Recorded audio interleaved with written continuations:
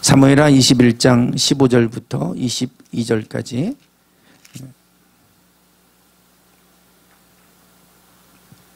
교독하시겠습니다. 블레셋 사람이 다시 이스라엘을 치거늘 다윗이 그의 부하들과 함께 내려가서 블레셋 사람과 싸우더니 다윗이 피곤하매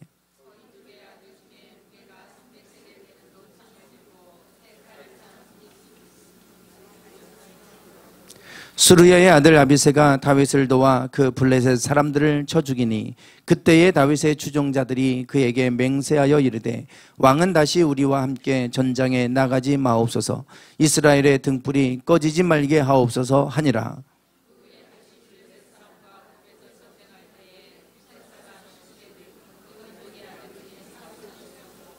또다시 블레셋 사람과 곱에서 전쟁할 때에 베들레헴 사람 야레 오르김의 아들 엘하나는 가드 골리앗의 아우 라흐미를 죽였는데 그 자의 창자루는 배틀채 같았더라.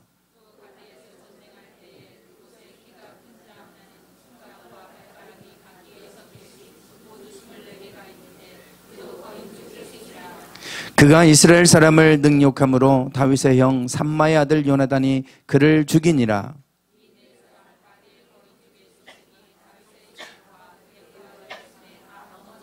아멘.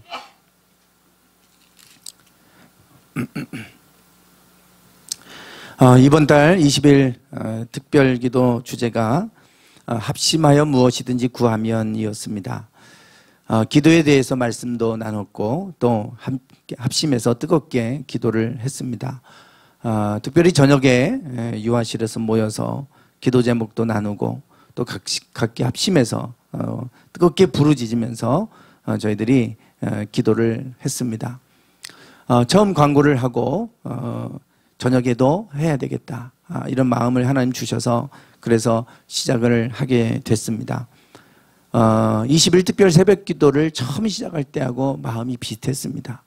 그때도 새벽 기도 한다고 해도 많은 분들이 참여하지 않아서 작정 새벽 기도를 한다고 해봐야 과연 얼마나 참여할까 그랬는데 저녁 기도도 그런 마음은 있었어요. 광고하고 하지만 과연 몇 분이나 참여할 수 있을까. 예전에도 저녁 기도를 한다고 몇 번 광고를 했지만 2분, 3분 오시고 그냥 음악 들고 같이 그냥 기도했던 그런 기억들이 있어서 또 그러는 거 아닌가 이런 생각이 있었는데 10명 이상이 모여서 같이 뜨겁게 얼마나 간절하게 뜨겁게 기도했는지 모릅니다. 기도하면서 우리가 한 25분 정도 음악을 틀고 이렇게 부르짖으면서 기도를 했는데요. 배에다 힘을 주고 막 부르짖으면서 기도하면 허리가 끊어질 듯이 아픕니다. 20분의 기도가 결코 짧지 않습니다. 막 소리 질러서 부르짖으면서 기도하면 20분이 그렇게 쉬운 시간은 아닙니다. 그렇지만 육신은 좀 피곤하고 몸은 좀 힘들지 모르지만 영이 맑아지고 그로 인해서 우리 마음이 기쁨이 회복이 되는 그런 은혜의 시간이었습니다. 4살짜리 예은이도 참석을 했었는데 처음에 걱정을 많이 했어요. 불을 끄고 그리고 음악을 크게 틀고 다 10명이 넘는 사람이 모여서 부르짖고 기도하니까 얼마나 쩌렁쩌렁하겠습니까? 거기에 4살짜리 예은이가 놀라지는 않을까. 아주 어둠컴컴한 데서 소리를 지르고 막 기도를 하니까 놀랄 만도 한데 다행히 아무렇지도 않았고 이 아이가 그곳에서 기도에 방해가 되지도 않았고 너무나 얌전히 있어서 깜짝 놀랄 정도였습니다. 전에 이 예은이를 위해서 제가 안수하며 기도를 한 적이 있었어요. 안수하고 기도를 수요일 저녁 때 데리고 나왔길래 제가 안수하며 기도를 해줬는데 그때는 머리에 손을 얹고 안수하고 기도하려고 하니까 그때부터 머리를 막 돌리고 몸을 비틀고 머리에 손이 얹어지는 게 싫은 거죠. 그리고 이제 기도하는데 계속 몸을 그렇게 비틀고 했던 이 아이였어요. 그런데 저녁 때 제가 안수하고 기도를 해주는데 3분까지 계속 있어도 머리 가만히 있어요. 그러면서 제가 이 아이가 계속 이 기도에 참여하면서 영적으로 달라지는 걸 봤어요. 그렇게 막 머리를 막 기도 안 받으려고 막 머리를 비틀고 돌리고 이렇게 했던 아이가 3분 동안 머리를 가만히 가만히 있는 거예요. 가만히. 그래서 제가 그 모습을 보면서 야, 기도는 영적인 능력이 있다. 이 아이도, 아무것도 모르는 이 아이도 영적으로 뭔가를 느끼는구나 라고 하는 것을 제가 경험을 하면서 아이뿐만 아니라 우리 모두에게 마찬가지죠. 기도에는 권세가 있고 능력이 있고 우리가 기도할 때 하나님이 일하시는 줄 믿습니다. 우리의 기도가 기도의 손이 내려오지 않고 기도할 때 하나님이 일하시기 때문에 우리가 끊임없이 깨어서 기도하고 그 기도를 통해서 하나님이 일하심을 우리가 경험하는 삶이 되기를 주님의 이름으로 축원합니다. 오늘 본문에 보면 다윗이 이스라엘과 다윗이 블레셋 백성들과 이제 싸우는 그 전쟁 이야기가 나옵니다. 사무엘에 의해서 이스라엘의 초대 왕 사울 왕이 세워졌고 그리고 두 번째 왕 다윗이 세워지게 되죠. 그 다윗이 세워지기 전까지 이스라엘은 아주 약했습니다. 주변에 뭐 미디안 족속이든 아말렉 족속이든 블레셋 족속이든 주변의 족속들에게 늘 괴롭힘을 당하고 심지어는 식민 지배를 받을 정도로 그렇게 억압을 받던 그런 사사시대가 있었죠.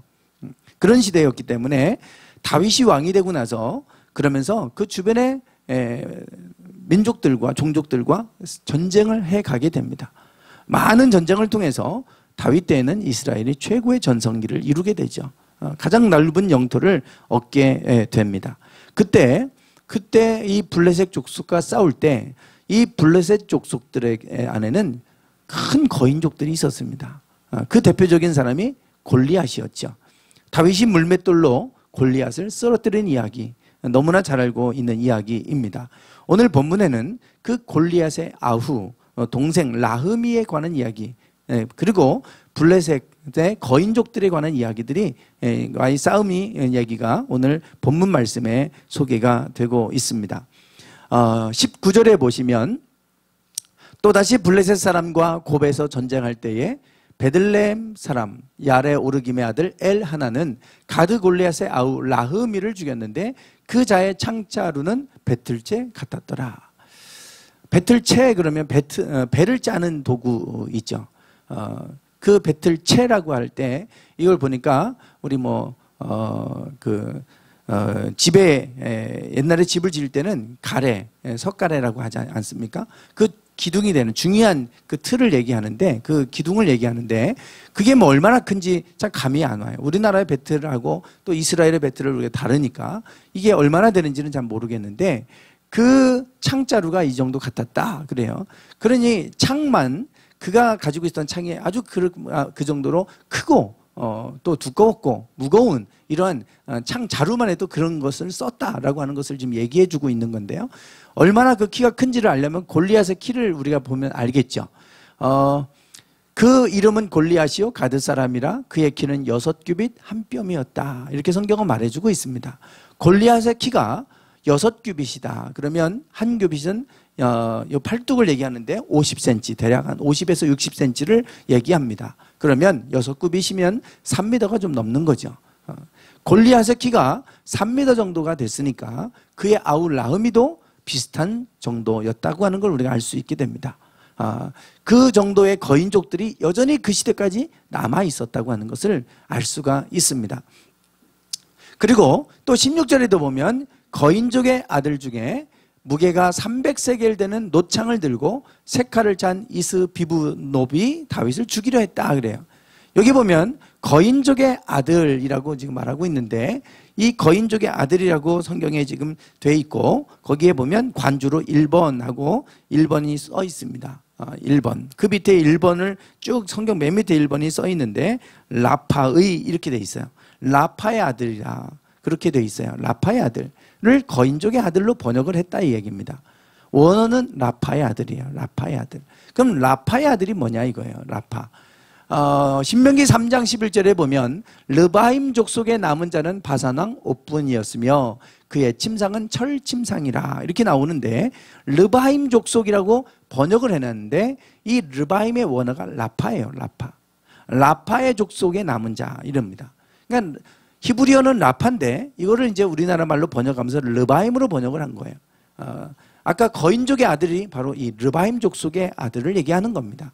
라파의 아들이니까 그 르바임 족속의 왕 바산왕 옥에 그 철 침상의 사이즈가 나옵니다. 그것을 보통 규빗으로 재면 길이가 9규빗이요 너비가 4규빗이었더라. 길이가 9규빗입니다. 침대 사이즈가. 그러면 5, 9, 45, 4m 50이에요. 침대 길이만. 그러니 키가 한 4m 정도 가까이 됐다고 하는 걸 알게 됩니다. 아까 이스비브놉은 이 르바임 족속의 후예다. 라파의 아들이다. 거인족의 아들이다. 이렇게 말하고 있습니다. 그러니 골리앗의 아들보다 더 크거나 비슷하거나 뭐 이 정도라고 하는 걸 우리가 예측할 수가 있겠죠. 지금 이런 종족들하고 지금 싸우고 있는 것입니다. 이렇게 싸울 때 17절에 보면 스루의 아들 아비새가 다윗을 도와서 그 블레셋 사람들을 쳐 죽이게 된다. 다윗이 이제 자기 수하에 있는 장수들을 데리고 그 블레셋과 싸우는데, 이런 거인족들과 싸우는데 그 거인족들을 다 물리치는 이야기입니다. 그런데 그들을 쳐 죽일 때에 다윗의 추종자들이 그에게 맹세하여 이르되, 이렇게 말합니다. 왕은 다시 우리와 함께 전장에 나가지 마옵소서. 이스라엘의 등불이 꺼지지 말게 하옵소서. 다윗을 향해서 왕이시여, 이제 우리에게 맹세하십시오. 이제는 절대 전쟁터에 나가지 않겠다고 약속하십시오. 당신이 전쟁터에 나가지 않고 진에 좀 남아 계십시오. 그래서 이스라엘의 등불이 꺼지지 말게 하십시오. 이렇게 요청을 합니다. 제발 그렇게 하겠다고 맹세하십시오. 그래요. 그렇게 하는 이유는 15절에 보면 블레셋 사람이 다시 이스라엘을 치거늘 다윗이 그의 부하들과 함께 내려가서 블레셋 사람과 싸우더니 다윗이 피곤하매 거인족의 아들 중에 무게가 300세겔 되는 노창을 들고 색깔을 잔 이스비브놉이 다윗을 죽이려 하므로 다윗이 죽을 위기에 처해 있는 상황 가운데 놓이게 된 겁니다. 그때 스루의 아들 아비새가 다윗을 도와서 그 사람을, 그 라파의 아들을 죽였다 이 얘기예요. 그러니 그 위기 속에서 다윗을 건져낸 거예요 지금. 그러면서 우리에게 맹세하십시오. 절대로 전쟁터에 나가지 않겠다고 맹세하십시오. 이스라엘의 등불이 꺼지지 않게 하십시오. 이렇게 그 다윗에게 맹세하도록 하는 모습을 보게 됩니다. 여기 보시면 이스라엘의 등불이라고 하는 표현이 나옵니다. 당신이 죽으면 이스라엘 등불이 꺼집니다. 이런 말 아니겠어요? 지금 이 말은 뭐 내용상으로 어떤 말인지 충분히 이해가 되실 겁니다. 사무엘하 18장에 가면 다윗의 아들 압살롬이 반역을 일으키고 그 압살롬과 전쟁하는 장면이 나옵니다. 이때도 다윗이 그 장수들을 이끌고 압살롬 자기 아들 그 반란을 이제 진압하기 위해서 가는데, 그때 백성들이 왕에게 얘기합니다. 왕은 나가지 마소서. 우리가 도망할지라도 그들은 우리에게 마음을 쓰지 아니할 터이고 우리가 절반이나 죽을지라도 우리에게 마음을 쓰지 아니할 터이라. 왕은 우리 만명보다 중하시오니 왕은 성읍에 계시다가 우리를 도우심이 좋으니이다. 절대로 왕은 나가지 마십시오. 우리가 절반이 죽어도 저 압살롬은 그거에 대해서 전혀 마음을 쓰지 않을 것입니다. 왕이 죽어야 그 전쟁은 끝납니다. 그런데 왕이 죽으면 이 모든 게 끝나버리니 절대 나가지 마십시오. 왕은 우리 만명보다 더 중하십니다. 이렇게 얘기하면서 백성들이 그 성 안에 머물도록 다윗을 만류하는 것을 보게 됩니다. 다윗은 나가지 않아요. 그래서 장수들이 나가서 압살롬의 반역을 진압하고 압살롬을 죽이게 되죠. 이때 다윗을 향하여 나가지 마시고 이곳에 머물러 주십시오. 이렇게 얘기하는 장면도 나와요. 그러니까 이런 맥락에서 얘기하고 있는 것은 분명합니다. 그러나 여기에 보시면 이스라엘의 등불이 꺼지지 말게 하십시오. 이런 표현을 지금 쓰고 있는 것을 보게 됩니다. 이스라엘의 뿐만 아니라 지도자가 중요하다고 하는 것은 우리가 너무나 잘 압니다. 한 지도자가 무너지면 그 공동체가 다 와해돼 버리죠. 그 지도자 한 사람은 한 사람이 아니에요. 지도자 한 사람이 무너지면 공동체가 무너집니다. 그렇기 때문에 지금 당신이 죽으면 이 이스라엘 등불이 꺼집니다. 지금 이렇게 표현을 하고 있는데, 우리가 20세 이하 월드컵에서 결승전에 올라가서 준우승을 했잖아요. 이강인이라고 하는 아주 특출한 선수가 있기도 했지만 그러나 그 팀을 하나의 팀으로 묶어놓은, 원팀을 만들어 놓은 무명의 선수였고 감독인 이 정정용 감독이 있었다. 그래서 이분에 관한 얘기를 하고 그때마다 전략을 다 짜고 전술을 가지고 그때마다 전술을 잘 운용해서 그래서 우리나라를 결승까지 이끌었다. 혁혁한 공을 세운 지도자로 그렇게 정정용 감독을 그렇게 평가하는 것을 보게 됩니다. 모든 공동체에는 그러한 중요한 지도자들이 있어요. 그 중요한 지도자들, 다윗도 그 중에 한 사람인데 그렇다고 해서 저들을 우리나라의 등불이라고 말하지는 않지 않습니까? 저 한 감독이 우리나라의 등불이라고 말하지는 않지 않습니까? 워낙 뛰어난 그러한 장수라 할지라도 그를 등불이라고 말하지는 않아요. 다윗을 가리켜서 이스라엘의 등불이 꺼지지 않게 하십시오. 이 말이 의미하는 바를 우리는 알아야 됩니다. 이스라엘의 등불이 꺼지지 않게 해주십시오. 이스라엘을 그러면 이스라엘의 국기 안에 다윗의 별이 있어요. 이스라엘을 상징하는 것, 그러면 다윗의 별입니다. 다윗의 별이 이스라엘의 상징이고 그것이 이스라엘 국기 안에 들어와 있어요. 그런데 이스라엘의 상징이 다윗의 별보다 더 중요한 상징이 있습니다. 바로 이겁니다. 메노라입니다. 메노라. 등불이에요. 등불. 이스라엘의 등불이 꺼지지 않게 해달라고 할 때 그 등불이 이겁니다. 메노라예요. 메노라. 이 메노라, 촛대라고도 하는 건데요. 이스라엘에서 가장 중요한 게 성막이죠. 성전, 성막. 이 성막 안에는 이렇게 성막 울타리가 있고 이 성막으로 들어가면 이렇게 번제단이 있습니다. 여기서 이제 이스라엘 백성들은 제사를 드리죠. 그리고 여기에 물두멍이라고 해서 제사장들이 제사를 드리고 나면 손을 깨끗하게 씻고 그리고 발을 씻고 그리고 성막 안으로 들어갑니다. 이곳은 하나님이 머무시는 곳이라고 그들은 여기고 있었고 그렇기 때문에 아무나 들어가지 않습니다. 제사장만 들어가야 되고 제사장도 몸을 성결하게 하고 들어갑니다. 이 성막이 이렇게 돼 있고 요 덮은 이 거죽을 드러내고 나서 보면 이렇게 돼 있습니다. 이 안에는 성소와 지성소로 이렇게 칸막이가 휘장이 쳐 있고 성소와 지성소로 나눠지게 되죠. 이 성소 안에는 여기 보이는 것처럼 등대, 촛대가 있고 여기에 떡상이 있습니다. 가운데에 분향단이 있습니다. 향이 365일, 1년 365일 계속해서 끊어지지 않고 향이 하나님께 올라갑니다. 이 등대도 하루 24시간, 1년 365일 등불이 꺼지지 않고 켜 있습니다. 그리고 나서 이 안으로 들어가면 이제 휘장을 열고 들어가면 지성소, 지극히 거룩한 장소라고 하는 지성소에 법궤가 놓여져 있죠. 여기는 아무나 못 들어갑니다. 대제사장만 들어갑니다. 제사장들도 함부로 못 들어가는 곳이죠. 가장 거룩한 곳이 지성소인데 여기에 하나님의 법궤, 십계명 두 돌판이 있는 법궤가 여기에 놓여져 있습니다. 그러면 이스라엘의 상징 그러면 가장 중요한 법궤가 상징이 되어야 될 것 같은데 그런데 바로 이 메노라, 이 등대가 이스라엘의 상징입니다. AD 70년에 로마에 의해서 이스라엘 성전은 예루살렘 성전은 무너지게 됩니다. 그때 예루살렘 성전을 예루살렘을 쳐들어와서 예루살렘을 완전히 다 멸망시키고 성전을 붕괴시킨 장군이 티투스 장군입니다. 나중에 황제가 됐던 사람인데 이 티투스 장군이 돌아올 때 이렇게 개선문, 전쟁에서 큰 승리를 거두고 들어오면 로마 황제를 위해서 또 그 장수를 위해서 개선문을 만들어주죠. 이게 티투스 장군을 위해 만들어 놓은 개선문입니다. 지금도 이렇게 개선문이 남아 있는데요. 이 개선문 안에 아주 중요한 상징적인 조각이 새겨져 있습니다. 이것입니다. 여기 보시면 지금 잘 안 보이실 땐 이 가운데 메노라가 여기 보이실 겁니다. 좀 더 크게 보면 이렇게 돼 있습니다. 이 메노라를 지금 로마인들이 성전을 다 무너뜨리고 기물들을 가져가는데 그 중에 가장 대표적인 장면, 메노라를 가져가는 장면이에요.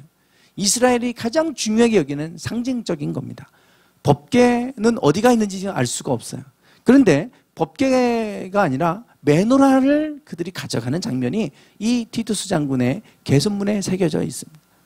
우리가 이스라엘을 무너뜨리고 예루살렘을 무너뜨리고 성전을 무너뜨리고 있다고 하는 것을 보여주는 단적인 그림이 메노라를 가져오는 장면이에요. 그만큼 이스라엘에게 있어서 메노라는 매우 중요한 상징과 같은 것입니다. 지금도 예루살렘에 이렇게 큰 메노라를 지금 황금으로 만들어 놨어요. 여기 잘 시커면서 보이진 않는데 사람이 이렇게 서 있는데요. 사람보다 훨씬 큽니다. 그것이 지금 메노라를 이렇게 만들어 놓고요. 제3성전, 지금도 성전이 없죠. 제3성전을 건축할 준비를 다 끝내놨습니다. 이미 다 끝내놨어요. 그래서 지금 뭐 중동이 분위기가 아주 요동치죠. 이란과 이스라엘 아주 뭐 적대적 관계인데 지금 미국이 이란하고 지금 관계가 매우 불편합니다. 일촉즉발의 상황 아닙니까? 그 상황으로 가면 이제 나중에 이스라엘은 예루살렘에 성전을 지려고 할 겁니다. 제3성전. 모든 준비를 다 끝내놨는데 그 성전 준비를 끝내놓고 이미 모든 기물들을 다 만들어 놨어요. 그 안에 넣어 들어가야 될 기물들. 그 중에 하나 메노라를 상징적으로 이렇게 지금 예루살렘 성 안에 이렇게 지금 만들어 놓고 전시를 해놨어요. 누구든지 이것을 다 보고 이제 하도록 해놓은 겁니다. 그래서 이 메노라가 이스라엘에게 있어서 그렇게 매우 중요한 상징이에요. 이스라엘의 등불이 꺼지지 않게 해달라. 이 등대는 여기에서 등불이 이렇게 여기 향이 다 불이 7개가 있고 이 7개에서 불이 이제 이렇게 등불이 비춰지게 되죠. 끊어지지 않고 등불이 비춰져요. 법궤가 상징이 아니라 등불이 상징이 되는 이유는 하나님의 등불이 이스라엘을 지켜달라고 하는 그런 의미를 갖고 있어요. 모세가 떨기나무에서 저것이 뭘 형상화했냐면 떨기나무를 형상화한 거래요. 모세가 떨기나무에서 하나님의 불이 임했지만 꺼지지 않잖아요. 그것을 형상화해서 꺼지지 않게 하는 것이고요. 그래서 이 7개는 7일 동안 창조한 것을 상징한다고 그럽니다. 7일 동안. 가운데가 안식일 개념이고 7일 동안 이 창조한 것을 상징한다 그래요. 그래서 하나님이 7일 동안 우리를 끊임없이 비춰주시는, 하나님이 우리를 등불로 비춰주시는 그것을 상징하고 있는 게 메노라이고, 그래서 이스라엘은 메노라를 이스라엘의 상징, 하나님이 우리를 불꽃 같은 눈으로 감찰해 주시기를 바라는 마음으로 그래서 메노라를 그들이 가장 중요하게 여기고 그 상징으로 삼고 있어요. 그런데 이 다윗을 향하여 뭐라고 하냐면 이스라엘의 등불이 꺼지지 않게 하십시오. 당신은 이스라엘의 등불입니다. 당신이 죽으면 이스라엘의 등불이 꺼지니 이스라엘의 등불이 꺼지지 않게 해주십시오. 그러면서 다윗이 나가지 못하도록 가로막는 것을 보게 됩니다. 여러분, 우리가 등불과 같은 존재가 되는 사람이 있어요. 어느 곳에 가도 꼭 가면 그 관계를 깨뜨리거나 공동체를 무너뜨리는 사람이 있는 반면에 어떤 사람이 가든 세우는 사람이 있어요. 어떤 사람이 가든 그곳을 밝게 비추는 사람이 있어요. 다윗이 이스라엘을 밝게 비추는 존재였고 어둠 가운데 있던 이스라엘을 새롭게 세우는 일을 했던 사람입니다. 그래서 그 골리앗 앞에 다들 부들부들 떨 때 다윗은 어린 소년임에도 불구하고 물맷돌 5개 들고 만군의 여호와의 이름으로 내게 가노라. 하나님의 이름을 모욕하는 너를 내가 멸하기 위해서 간다고 하고, 그리고 물맷돌 들고 나갔어요. 그리고 골리앗을 쓰러뜨립니다. 어느 누구도 나가 싸우려고 하지 않았는데 다윗이 가서 쓰러뜨리고, 그리고 나서 지금 오늘 본문의 말씀 보는 것처럼 많은 거인족들이 여전히 남아 있었지만 그들은 두려워하지 않고 나가는 거예요. 만군의 여호와 이름으로 나가요. 한 사람이, 이 다윗 한 사람으로 인해서 그들이 늘 억눌려 있던 그 상황을 이제는 돌파하게 했고, 그들을 오히려 이기고 승리하게 하고, 그리고 한 나라를 온전히 세우게 하는 역할을 했던 사람이 다윗이었어요. 다윗을 가리켜서 이스라엘의 등불이라 그렇게 말하고 있어요. 그 등불이 꺼지면 어떻게 되는지 알기 때문에 그들은 다윗의 등불이 꺼지지 않게 해달라 이렇게 요청하는 것을 보게 됩니다. 여러분, 하나님 등불은 하나님이 보호하시고 지켜주시는 것을 상징한다 그랬어요. 하나님의 등불이 꺼지면 어떻게 되는지 사울에게서부터 우리가 잘 보게 됩니다. 한번 읽어보시겠습니다. 시작.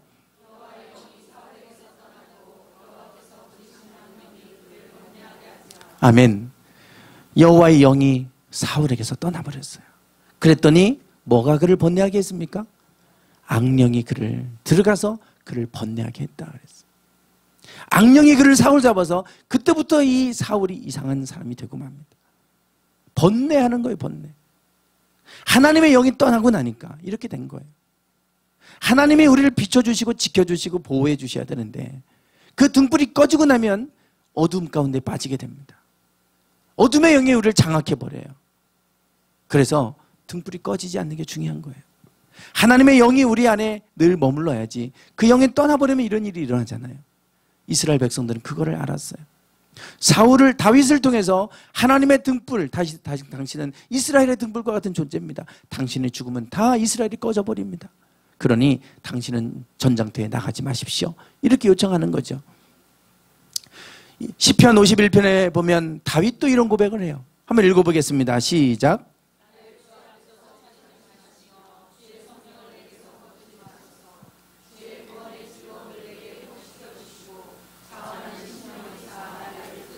아멘.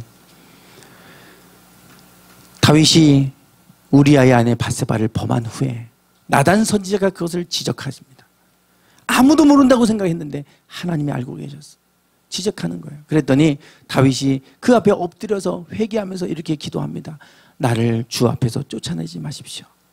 주의 성령을 내게서 거두지 마십시오. 하나님의 영을 내게서 거두어 가시면 주의 구원의 즐거움이 내게서 사라진다는 걸 알아요. 그래서 주의 구원의 즐거움을 내게 회복시켜 주십시오. 이렇게 기도합니다.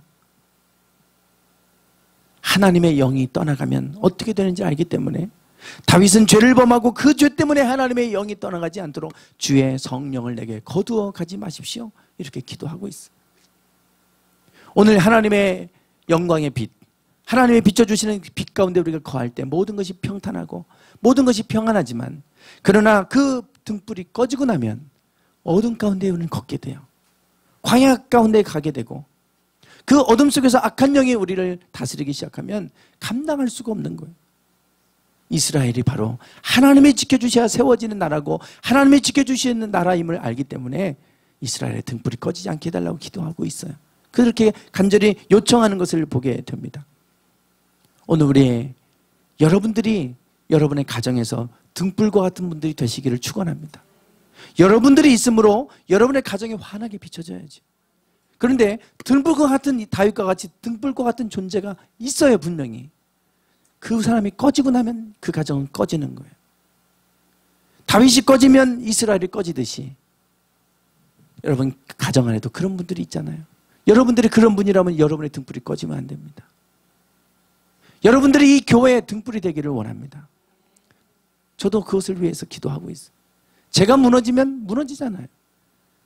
제가 영적으로 무너지지 않도록 여러분 기도해 주십시오. 등불이 꺼지면 안 돼요. 그러면 다 무너지는 거예요. 다 깜깜해져요. 다시 본문으로 돌아가겠습니다. 15절을 보십시오. 이 이스라엘의 등불이 꺼질 위기가 찾아왔는데 15절 같이 한번 읽어보시겠습니다. 시작.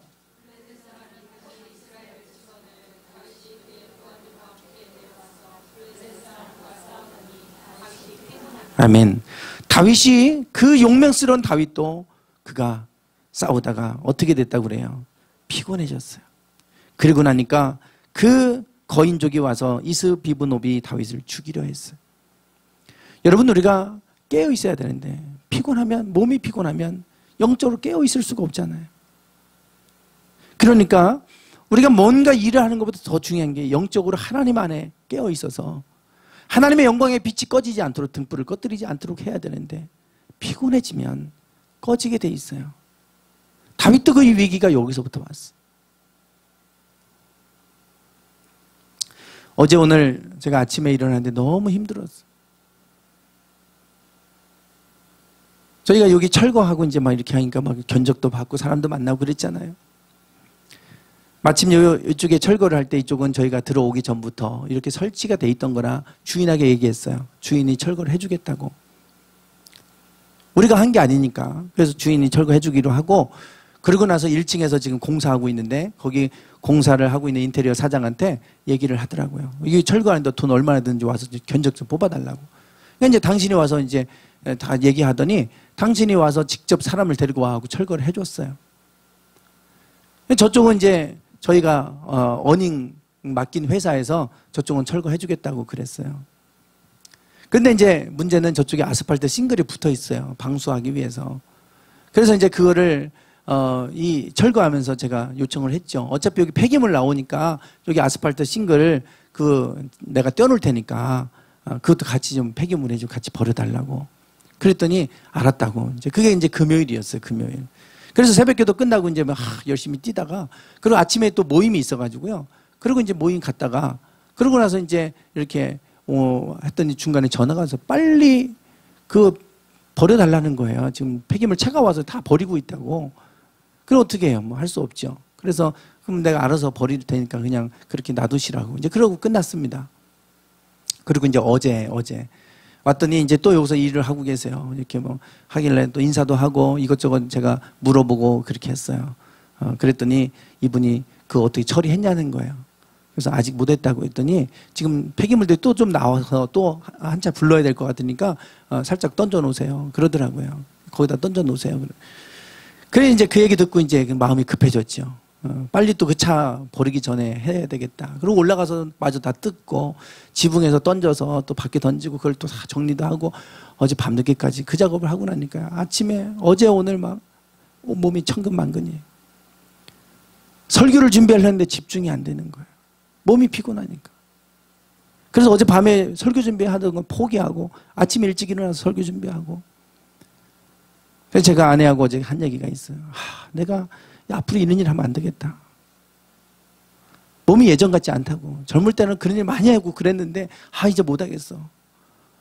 내 몸 지켜야지. 내가 이래서 내가 피곤하면 내가 영적으로 내가 안 되겠다. 중요한 게 영적인 일인데 그거 뭐 그냥 돈 몇 푼 주고 좀 해달라고 그러면 해도 될 거를 그냥 한다고 하다가 제가 영적으로 이게 이렇게 되면 안 될 것 같더라고요. 우리가 피곤해지면 그 작은 것 때문에 큰 것을 잃어버릴 때가 있잖아요. 다윗이 장수였고 그러니까 나가서 싸우고 싶었겠죠. 그러나 만류하는 거예요. 당신은 이스라엘의 등불입니다. 당신이 무너지면 안 됩니다. 여러분, 여러분들이 가정의 등불이시라면, 여러분들이 일터의 등불이시라면 등불이 꺼지지 않도록 하기를 원합니다. 우리가 너무나 피곤해서 하나님과의 관계가 무너지지 않기를 원합니다. 하나님과 깨어서 교통할 때 그것을 통해서 여러분 이스라엘이 그 등불이 비춰졌던 것처럼 여러분을 통해서 여러분의 가정에 등불이 비춰지고 이 교회에 등불이 비춰지고 우리가 속한 곳에 등불이 꺼지지 않고 비춰져서 하나님의 은혜 속에 거하는 우리의 삶의 영역이 되기를 주님의 이름으로 축원합니다. 기도하겠습니다.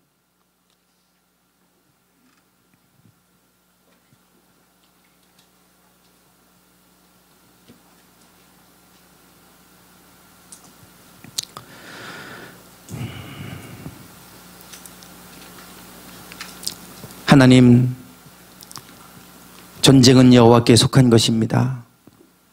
우리가 힘쓰고 애써서 승리할 수 있을 것 같지만 우리의 손에 달린 것이 아니라 하나님의 도우심 가운데 있음을 알게 하여 주시고 날마다 하나님의 은혜 아래 거하게 하시며 하나님 우리가 늘 깨어 있어서 등불을 잘 준비하게 하시고 그로 인해서 우리가 속한 곳이 환하게 비춰지는 은혜가 있게 해 주옵소서. 먼저 우리가 깨어 있기를 원합니다. 하나님 여기에 속한 이들을 기억하여 주시고 하나님 각 영역 속에서 등불과 같은 삶을 살아가는 저희들 모두가 되게 해 주시옵소서. 예수님의 이름으로 기도드리옵나이다. 아멘. 찬양하겠습니다.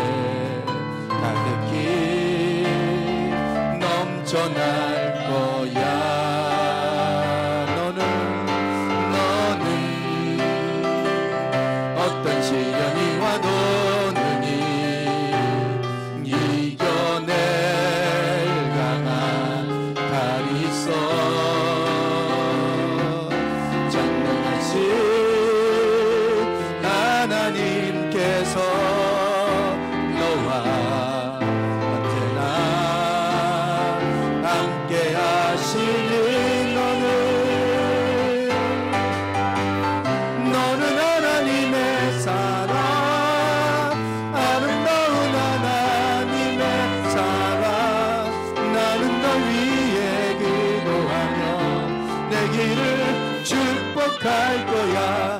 너는 하나님의 선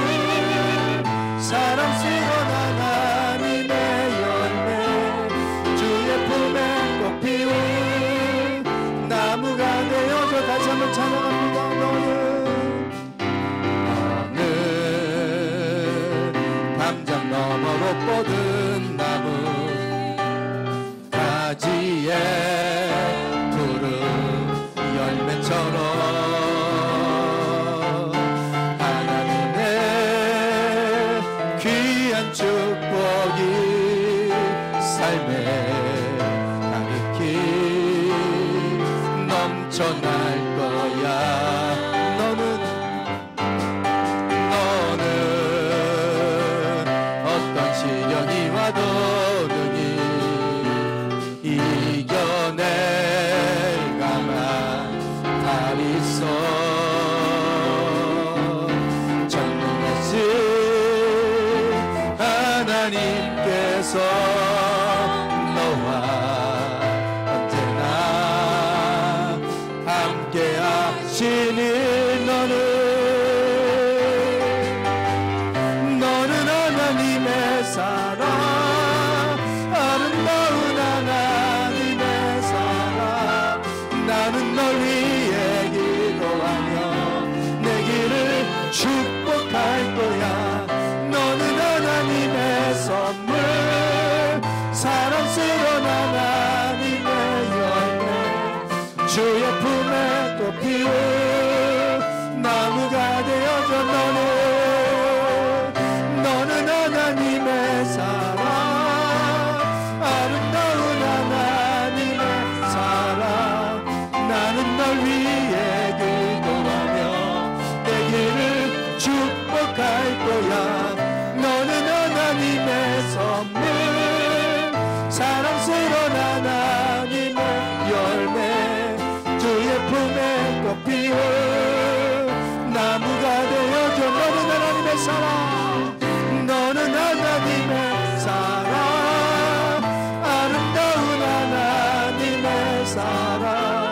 나는 널 위해 기도하며 내 길을 축복할 거야. 너는 하나님의 선물, 사랑스러운 하나님의 열매, 주의 품에 꽃피운 나무가 되어줘.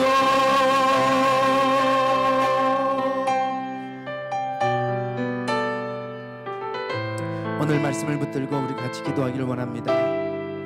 다윗이 한 사람이 10,000명보다 낫다고 그러던데 그가 하나님의 사람이었기 때문입니다. 오늘 우리가 하나님의 사람으로 서기를 원합니다. 하나님, 우리가 나가서 뭔가를 하는 것보다 하나님의 사람으로 하나님의 은혜 가운데 우리가 서 있을 때 우리가 이스라엘의 등불과 같이 우리의 가정을 비추고 우리 교회를 비추는 등불이 될 줄 믿습니다. 하나님, 우리의 삶 가운데 기도의 손이 내려오지 않게 하여 주시고 날마다 우리가 먼저 깨어서 등불을 예배하게 하시고 우리를 통하여 우리가 가는 곳마다 밝게 비춰지게 해주시옵소서. 같이 말씀을 붙들고 기도하겠습니다. 주님, 아버지 하나님, 주여 아버지, 우리 여기 있는 모든 이들 하나님 축복합니다. 등불과 같은 존재로 살리하옵소서. 주님, 아버지 주여, 등불이 꺼지지 않게 하소서. 하나님, 등불로 비추는 자가 되게 하소서. 하나님, 아버지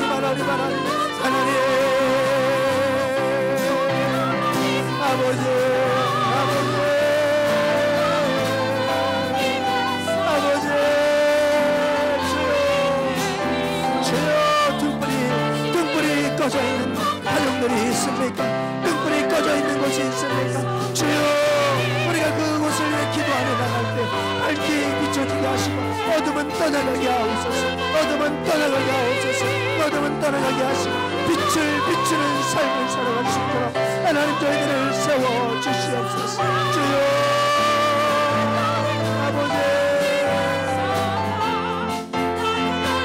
아버지 하나님, 아버지 하나님,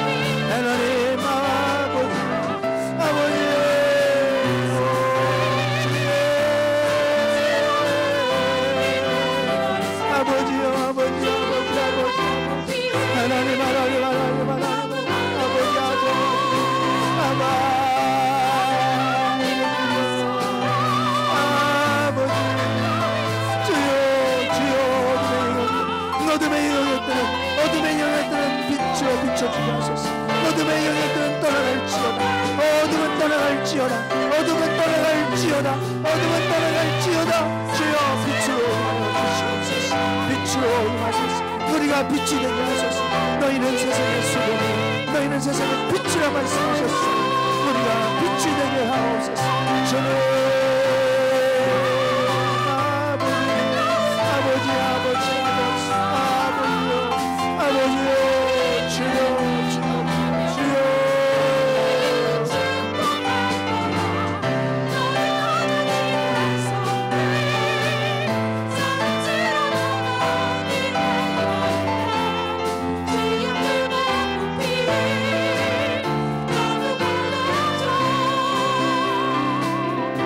너는 하나님의 사랑 아름다운 하나님의 사랑 나는 널 위해 기도하며 내 길을 축복할 거야. 너는 하나님의 선물 사랑스러운 하나님의 열매 주의 품에 꽃피운 나무가 되어줘.